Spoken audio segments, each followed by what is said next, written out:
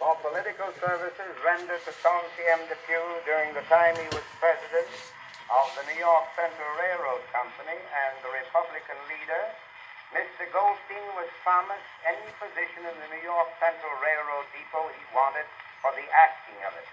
He called on Mr. Depew, was met at the door by the attendant who asked him his business.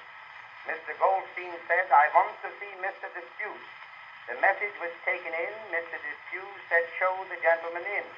He came in. He said, "Well, Mr. Depew, I came for the job you promised me in the New York Central Railroad Company. What kind of a job would you like to have, Mr. Goldstein?" Says, "I want to be a train dispatcher." "A train dispatcher?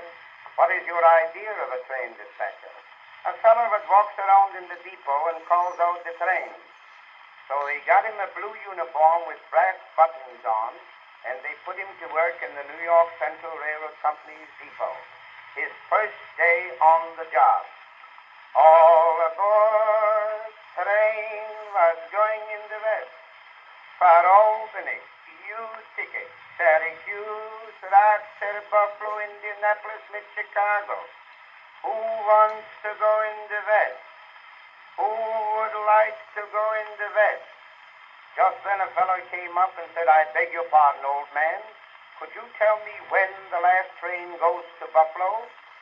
"When the last train goes to Buffalo? You should live so long." Another funny incident occurred to Mr. Goldstein, whose boy had just finished his studies abroad. He brought him back to this country and decided on giving a concert at Carnegie Hall. He met 20 of his intimate friends and asked them to buy tickets for his boy's concert. The day of the concert was set, and he told them that if the boy was a success, he would give a banquet at the Knickerbocker Hotel for his 20 friends. The boy appeared that day.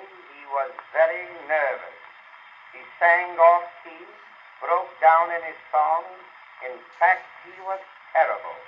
The audience got up and left in disgust. Mr. Goldstein immediately ran down to cancel the banquet. As he entered the banquet hall, he found 5 of his friends sitting there eating and drinking champagne. Goldstein said, "My gracious, what are you doing? Don't you remember what I said? If the boy was a success, I would give a banquet. He wasn't a success. He was a failure." Thereupon one of them rose and said, "Well, we liked him.